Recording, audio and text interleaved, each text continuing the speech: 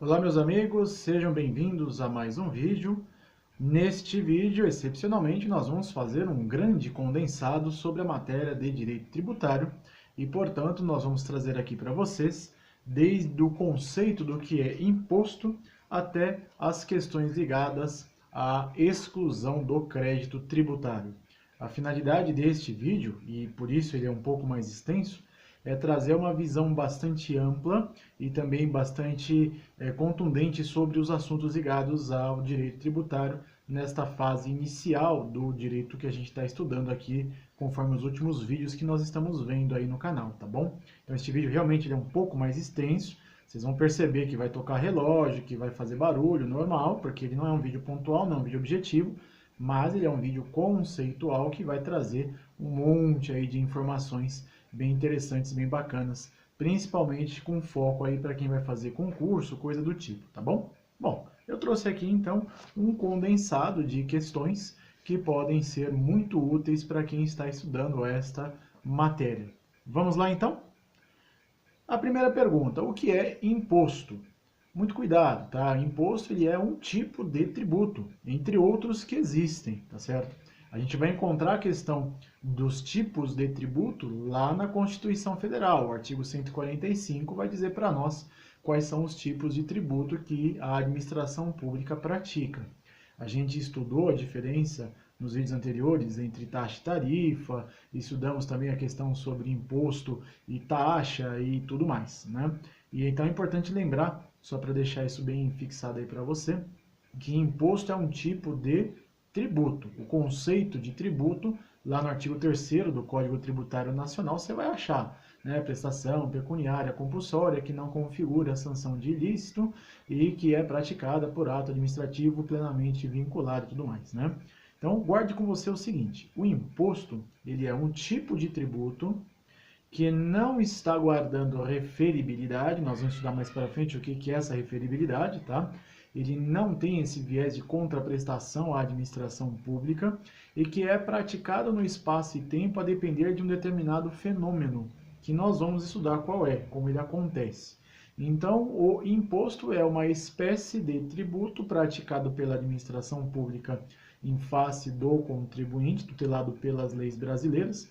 Tudo que nós estamos aqui falando você vai encontrar tanto no Código Tributário Nacional quanto na Constituição Federal, que é a nossa fundamentação aqui destes vídeos com relação ao direito tributário, tá certo?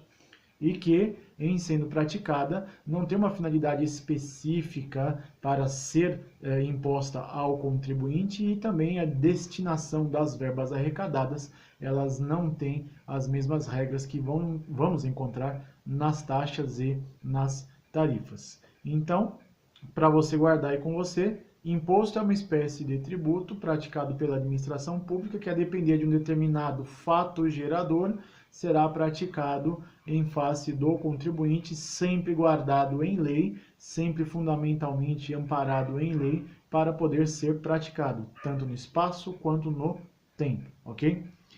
Qual que é, então, a contraprestação do imposto? Existe contraprestação no imposto?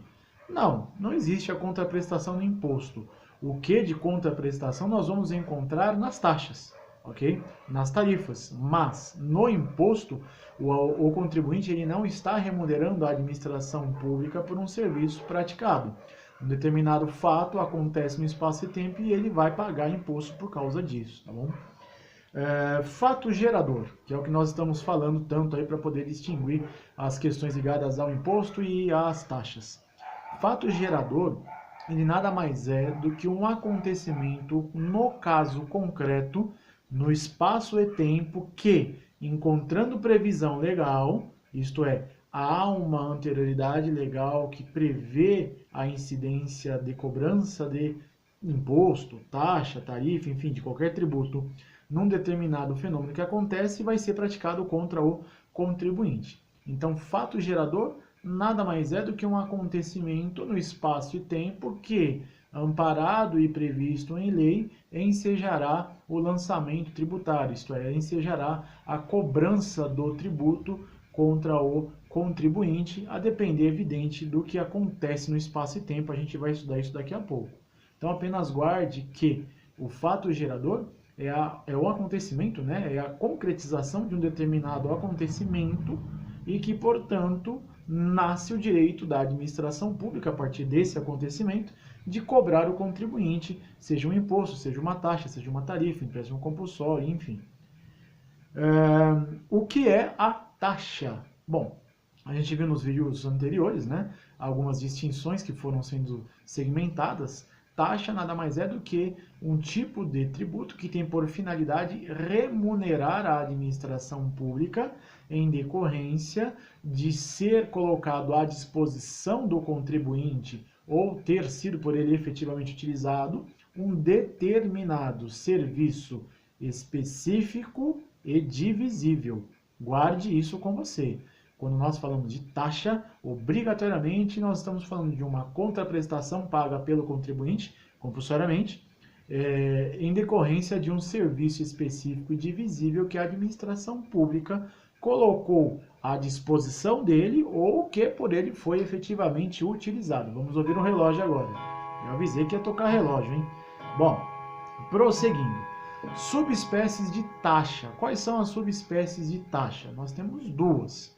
Taxa de serviço administrativo e taxa de serviços de polícia. São as duas subespécies, que são praticadas pela administração pública quando nós falamos no assunto taxa. Referibilidade, ela é nada mais nada menos do que a contraprestação que o contribuinte está pagando para a administração pública. Mais um relógio. Normal, eu coleciono relógios, não estranhe isso. Voltando aqui. Taxa, então, nada mais é do que a administração pública cobrar do contribuinte um determinado valor porque um serviço específico e divisível foi lhe colocado à disposição. Só que, se ele não utiliza, enseja a cobrança, não enseja a cobrança se ele não utilizar e se nós estivermos falando de tarifa. Cuidado para você não confundir as coisas. Vamos com calma. Taxa e tarifa são coisas parecidas, tá bom? Ambos estão dizendo que tem a referibilidade, isto é, o contribuinte está remunerando a administração pública por um serviço específico e divisível que foi colocado à disposição dele, ok? Mas um é compulsório e outro não. A fundamentação jurídica disso a gente vai encontrar na súmula 545 do Supremo Tribunal Federal, ok? Como funciona isso na prática? Foi colocado o serviço à disposição do contribuinte e ele utilizou. Efetivamente vai cobrar, seja taxa, seja tarifa. Fato gerador, haverá então o lançamento do crédito tributário contra esse contribuinte. A partir do momento que a gente fala que foi colocado à disposição do contribuinte, mas ele não utilizou, isto é, ele não utilizou por uma questão que ele decidiu não utilizar, ele não era obrigado e, portanto, ele não fez uso daquele serviço da administração pública, ele não vai pagar porque é uma tarifa. Para deixar isso bem fácil na tua cabeça, é simples. Pensa na taxa do lixo, quando tinha a cobrança, né, na comarca de São Paulo, da taxa do lixo. Independentemente de você colocar o lixo lá ou não, o serviço ele acontecia, ele era colocado à sua disposição e você era cobrado. Tarifa de embarque no ônibus, transporte coletivo, transporte público. Eu não embarquei no ônibus, eu vou pagar a tarifa? Não. Então percebeu a diferença? É super fácil. A taxa é um serviço específico e divisível colocado à disposição do contribuinte ou por ele utilizado e, portanto, vai ser cobrado. A tarifa é um serviço específico também que você percebe a administração pública colocando à sua disposição de serviço, mas se você não utilizar, você não vai pagar. Isso é tarifa. Ok? Guardou isso? Vamos para o próximo. O que é, então, a regra, né? As regras para a incidência da taxa? Perceba que eu estou falando isso ao longo da explicação toda. Quando a gente fala da incidência de taxa, especificamente, o serviço da administração pública tem que ser delimitado, específico e divisível. Se não for, nós temos aí uma violação às regras de aplicação desse tipo de tributo, tá ok? Guarda contigo que a cobrança de taxa obrigatoriamente exige que o serviço da administração pública seja específico e seja divisível. Próxima pergunta. O que é a contribuição por melhoria, né, de obra pública? Bom, a gente tem que entender o seguinte. Agora eu estou falando de um outro tipo de tributo, tá bom? A gente está dizendo que a administração pública, ela promoveu uma determinada obra num determinado local. Essa obra auferiu o enriquecimento da propriedade do contribuinte, porque ela passou a ser mais valorizada e, portanto, nasce o direito da administração pública lançar esse crédito tributário contra o contribuinte, isto é, cobrar o contribuinte este tributo em decorrência da obra que ela fez ter trazido ao contribuinte uma melhoria na sua propriedade, mas não propriamente dito nele, direto nele. Pensa comigo, onde você mora agora? Digamos que a administração pública faça uma determinada obra e essa obra valoriza a sua propriedade, a sua casa. Um exemplo clássico, metrô. Seu imóvel vale X reais. A administração pública vai lá, constrói uma estação de metrô 100 metros da sua casa. O que vai acontecer com o seu imóvel? O valor dele vai disparar. A administração pública poderá, não estou dizendo que vai, que aí a administração pública, nesse caso aí, vai observar determinadas regras, a gente não vai entrar nesse detalhe, mas a administração pública poderá cobrar o imposto, o tributo, que chama-se contribuição de melhoria por obra pública. Então perceba, todas as vezes que você tiver um enriquecimento na sua propriedade por conta de uma obra pública que foi realizada, nasce o direito da administração pública a praticar esse tributo, tá ok? Vamos para o próximo. O que ocorre se o fato gerador, né, da administração pública exceder o valor do imóvel, da propriedade? Você desconfigura, né, a cobrança desse tributo como contribuição de melhoria por obra pública. Se desconfigura. Ou seja, a administração pública só poderá cobrar, né, esse valor do contribuinte a partir do valor que ele tem de aumento na sua propriedade, no seu bem, enfim. Como funciona na prática? O imóvel vale X reais. Vem a obra pública, ele passa a valer X mais Y.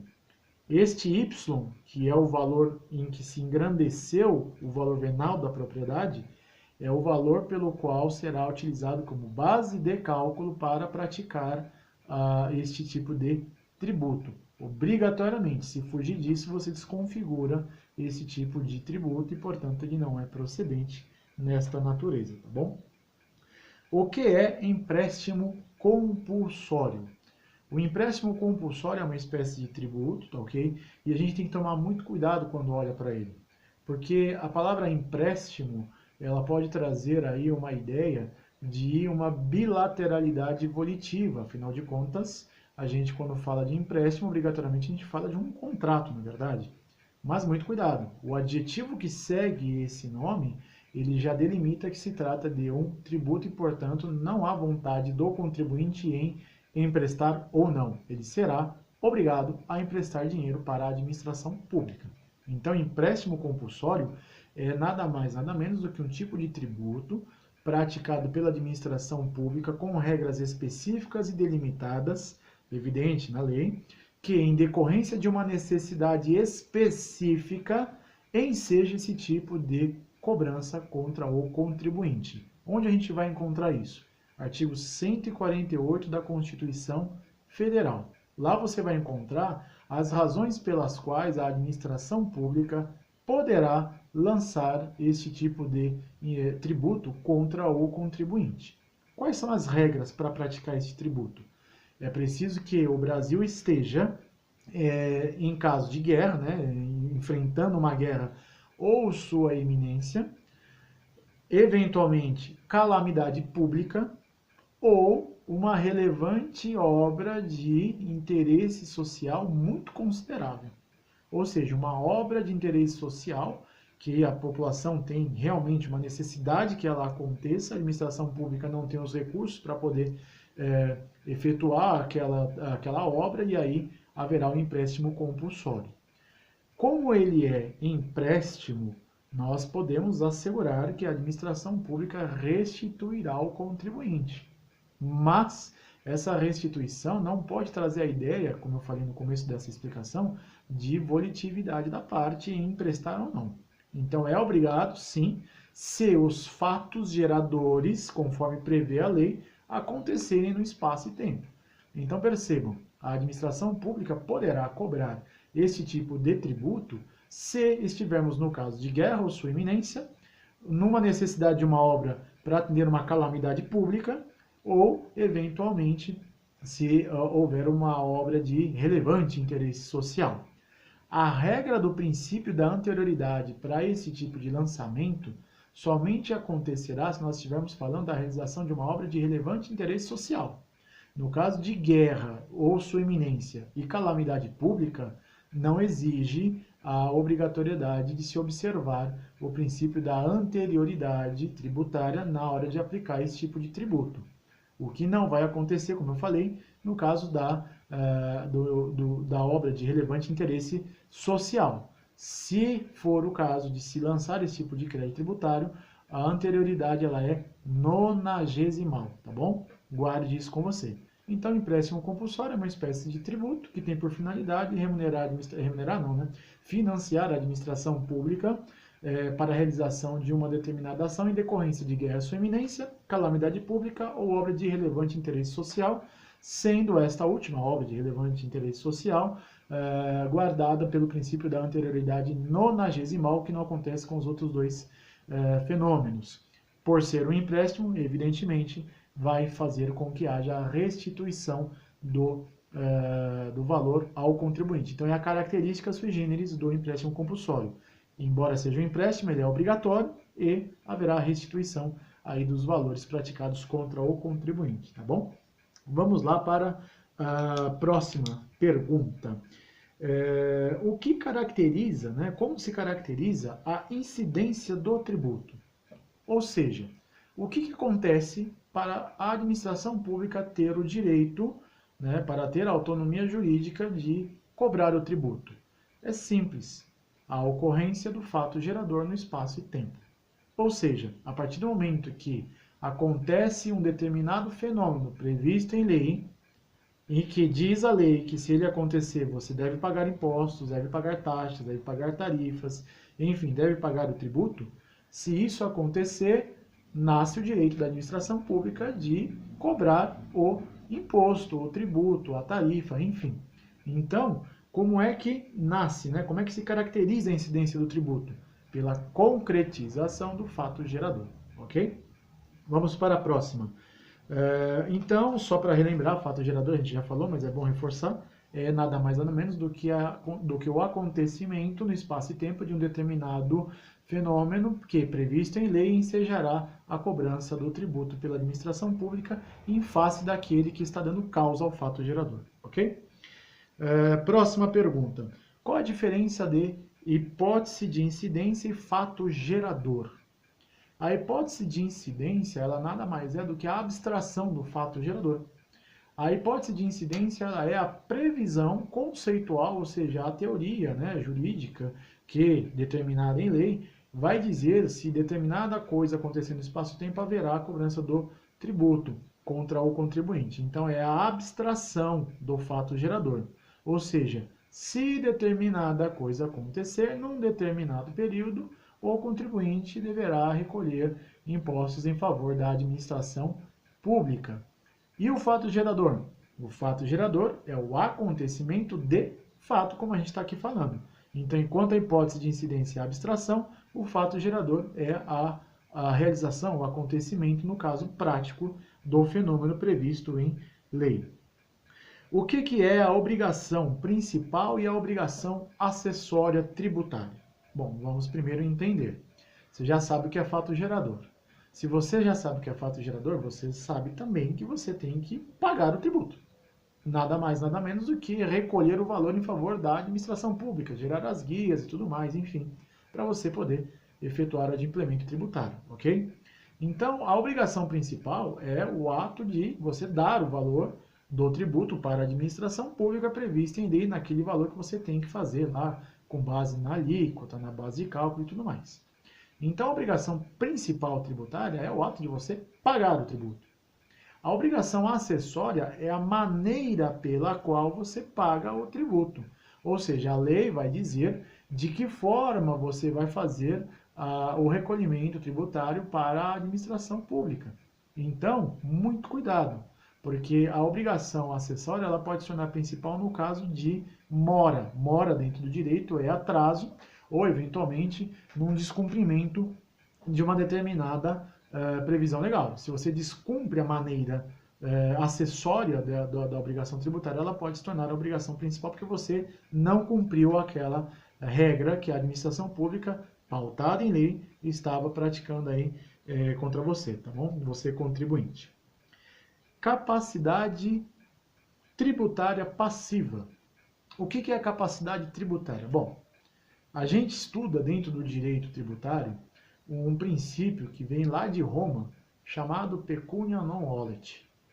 O princípio da pecunia non olet, a tradução literal do latim para o português, é o dinheiro não cheira. A pecunia non olet nada mais é do que a administração pública olhar um determinado acontecimento e dizer, olha, independentemente desse acontecimento aí ser moral, imoral, decorrer de um fato ilícito, por exemplo, mas é um fato gerador mesmo assim, eu vou cobrar o tributo. Eu vou praticar o tributo contra o contribuinte. Então, perceba, relógio tocando. Perceba uma coisa. Quando a gente fala da pecunia non olet, que nada mais é do que a cobrança do tributo, independentemente do fato gerador ser lícito ou não, né? E sim, a administração pública faz isso. Quando a gente fala do pecunia non olet, eu começo a entender o que é a capacidade tributária passiva. Na verdade, dentro do direito tributário, da capacidades e tudo mais, a gente tem dois elementos, o sujeito ativo e o sujeito passivo. O sujeito ativo é a administração pública, que cobra o tributo em face do contribuinte, e o sujeito passivo, naturalmente, é o contribuinte que tem que pagar o tributo em favor da administração pública, tá certo? Só que há um detalhe. O Código Tributário Nacional diz o seguinte: é devida a cobrança na constância do fato gerador, independentemente da capacidade civil de quem dá causa ao fato gerador, ou seja, menores de idade, eventualmente, poderão ter que recolher tributo, da aptidão do indivíduo, né, da liberdade dele ao exercício da vida civil, ou seja, às vezes o indivíduo não está com a liberdade civil para praticar determinado ato, porque eventualmente ele pode estar sob uma sanção penal, vai pagar tributo, e de estar regularmente constituída a pessoa jurídica. Olha só, pecunia non olet. A empresa, eventualmente, que está irregular com os seus registros, mas auferindo renda e, portanto, fazendo com que haja, de fato, fato gerador, vai pagar tributo. Pecunia non olet. Fica mais fácil de entender desse jeito, não é verdade? Então, guarda com você que a capacidade tributária passiva, ela independe da capacidade civil da pessoa, da aptidão dela, né, da liberdade ao exercício da vida civil desse indivíduo e da pessoa jurídica estar devidamente regularizada ou não. Significa que uma pessoa jurídica irregular pode e vai recolher tributo, obrigatoriamente, compulsoriamente, se de fato ela der causa à cobrança, isto é, se ela praticar ou se acontecer o fato gerador com ela, tá ok? Como deve ser, prosseguindo então, em sede da responsabilidade, a interpretação do artigo 136 do Código Tributário Nacional. A interpretação do artigo 136 do Código Tributário Nacional, isso já está inclusive pacificado pelo nosso Superior Tribunal de Justiça, ela não pode ser literal. Isto é, se você pegar o artigo 136 do CTN e você fizer uma interpretação gramatical na letra, se a sua hermenêutica for gramatical, pura, do jeito que está escrito ali tem que acontecer, você vai perceber que a aplicação tributária ela vai ser muito mais abrangente. Mas, qual que é o grande ponto, né? Qual que é o cerne deste assunto? A questão da boa-fé. Porque quando a gente fala da responsabilidade tributária, a gente tem que observar o seguinte: o indivíduo sabe que ele é o sujeito passivo da relação jurídica. O artigo 136 do CTN menciona a questão da boa-fé.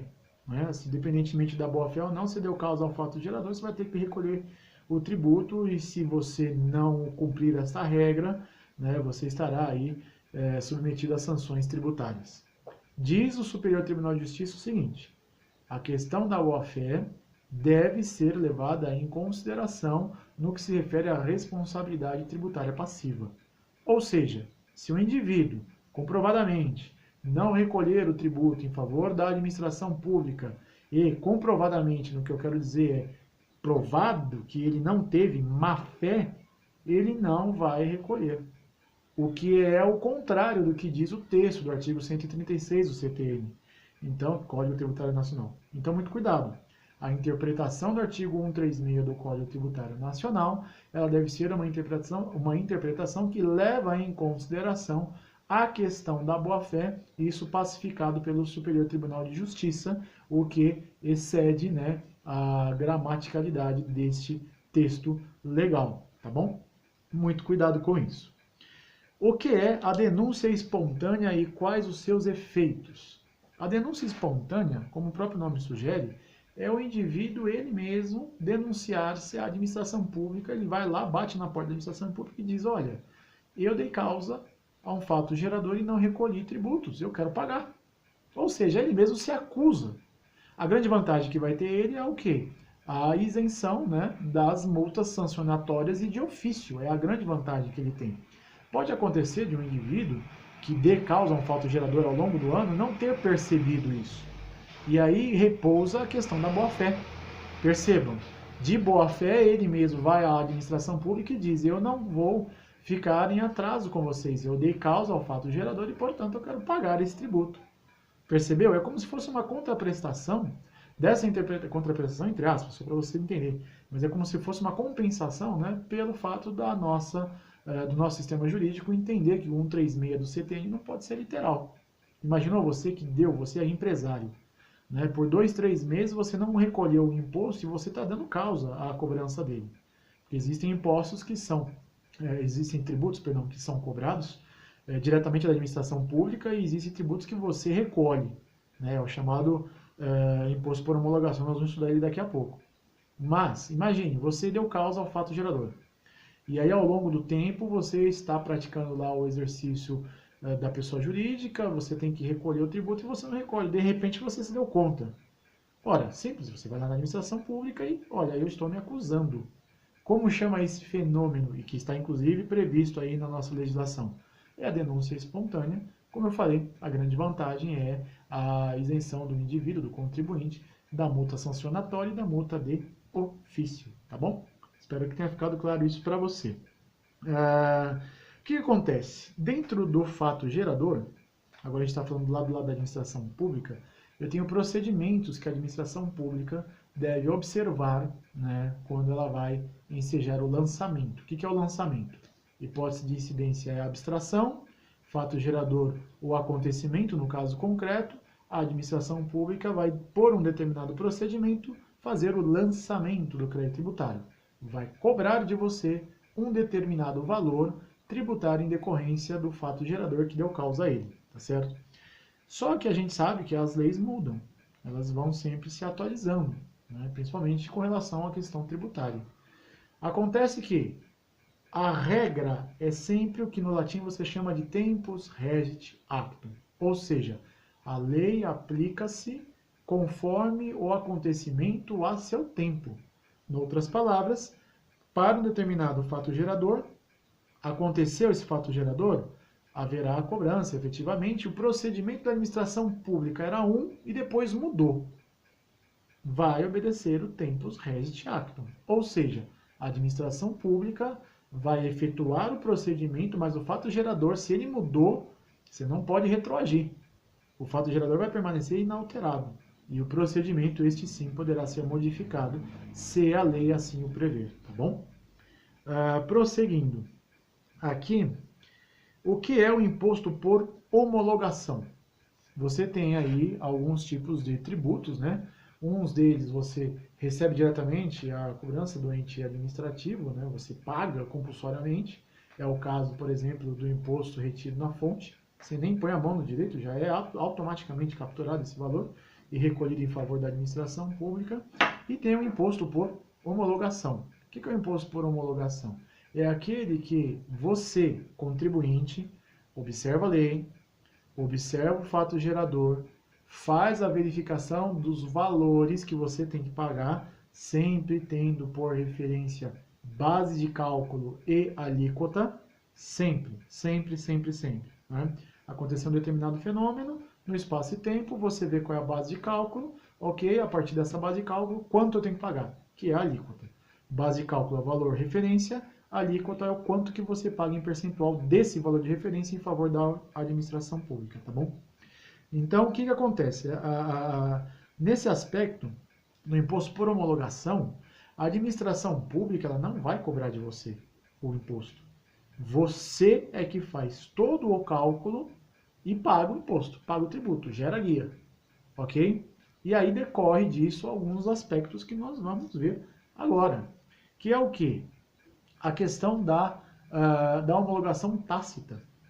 A administração pública tem até 5 anos, sendo esses 5 anos chamados de prazo decadencial, para rever o valor que você paga e, se for o caso, identificar alguma anormalidade e, a partir dessa anormalidade, cobrar de você o valor que é devido. Por exemplo, você deu causa a um determinado fato gerador, você faz a sua conta, chega num valor em real, né, em X reais, para fazer o pagamento para a administração pública, só que esse valor está errado. Você está pagando, por exemplo, a menor. Você tinha que pagar, vou dar um exemplo, 100 reais você está pagando 75. O que acontece? A administração pública ela não vai gerar a guia automaticamente para você pagar esse valor. Você faz o cálculo e paga para ela. Quando você paga, e você está efetuando esse pagamento, né, do valor devido, que no seu cálculo seria o devido, a administração pública ela vai apurar esse valor. Se ela perceber alguma anormalidade nesse valor, aí você vai ter realmente, né, um acionamento da administração pública dizendo, olha, você pagou um valor a menor. Na prática, como é que acontece isso? Simples, malha fina. Quando você recolhe imposto de renda, você não faz os cálculos daquilo que você ganhou e quanto você conseguiu gerar de riqueza, de valor tributável, faz as deduções, faz os cálculos, chega no valor, paga a administração pública. A administração pública vai fazer o quê? A apuração desse valor. Se em 5 anos ela não se manifestar, você diz que aconteceu a homologação tácita, em decorrência do prazo decadencial de 5 anos ter extinguido o direito da administração pública de contestar o valor que você recolheu e dizer, olha, isso aqui está errado, você tem que pagar mais e não este valor. Como é que a administração pública faz, então, essa apuração? Existe um procedimento administrativo chamado arbitramento. O arbitramento não é a cobrança do tributo. O arbitramento é nada mais, nada menos do que uma técnica de apuração dos valores que o contribuinte está pagando para verificar se eles estão corretos ou se eles estão errados, tá bom? Prosseguindo então, o que é a exigibilidade do crédito tributário? Ora, simples. A exigibilidade do crédito tributário é quando nasce para a administração pública o direito de cobrar de você o tributo e o dever de você pagar esse tributo. Como acontece isso no espaço e tempo? É simples. Vamos falar de IPVA, que é o exemplo mais clássico. O que gera o direito da administração pública cobrar o imposto sobre veículo automotor? O fato gerador, num determinado espaço e tempo, que em acontecendo vai fazer com que haja esse direito. Em outras palavras, palavras mais simples, o fato gerador sempre vai ser o quê? Uma determinada conduta, né? A conduta do indivíduo, ser e seguida de um complemento, proprietário. Ser proprietário de veículo automotor, ok, vai cobrar IPVA do indivíduo. Mas em que momento vai cobrar o indivíduo? Ora, no início do ano. Não é em janeiro que você tem o lançamento do crédito tributário? Então, perceba que é nada mais, nada menos do que um acontecimento no espaço e tempo que enseja a cobrança do tributo contra o contribuinte. Ser proprietário de veículo automotor no mês de janeiro. Quem for proprietário naquele período terá então a incidência da cobrança do tributo contra ele, no caso aí, o imposto sobre veículo automotor, tá ok? Então a gente está falando sobre a exigibilidade do crédito tributário, ou seja, é o momento em que nasce para a administração pública o direito de exigir e você o direito de pagar o imposto sobre veículo automotor nesse exemplo, mas não só o veículo automotor, mas qualquer outro tipo de tributo, IPTU, ISS, ICMS, por aí vai, tá bom? É importante lembrar que existem critérios, tá, para haver a cobrança do tributo. Quais são esses critérios? Critério material, temporal, espacial, objetivo e pessoal. Se você observar, são esses elementos que formam aí o direito da administração pública de falar, olha, aqui houve um fato gerador, fato que vai me dar o direito de cobrar de você o tributo e, portanto, você deverá pagá-lo, tá bom?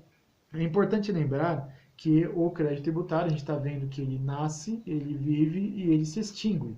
Como é que se extingue o crédito tributário? Simples. Pelo pagamento, pela compensação e pagamento, relógio de novo, vamos lá, pagamento, compensação e pagamento, transação, que é a negociação do indivíduo, que às vezes está lá em débito com a administração pública, ele negocia o valor que ele deve, ok? Remissão, que é o perdão da dívida tributária, né? Isso pode acontecer, ou a decadência. Perceba, a gente não estudou agora há pouco a decadência, que é o prazo lá de 5 anos após o recolhimento do tributo, a administração pública verificar se pode ou não haver alguma irregularidade e cobrar, digamos que extinguir esse prazo, né? Você pagou errado, deu 5 anos, a administração pública não falou nada, homologação tácita, portanto, extinção aí desse direito de cobrar, tá ok? É importante lembrar para você dois outros fenômenos. Quais são eles? A questão da isenção e da anistia tributária, tá certo? Isso é uma questão muito importante, e a distinção entre prescrição e decadência. Mas essas questões a gente vai verificar um pouco mais para frente, para não ter aí uma longevidade muito extensa neste nosso vídeo, tá bom? Então, este vídeo agora fala para vocês rapidamente sobre estes temas de direito tributário. Espero ter sido útil a vocês. Obrigado por ter assistido e até o próximo vídeo.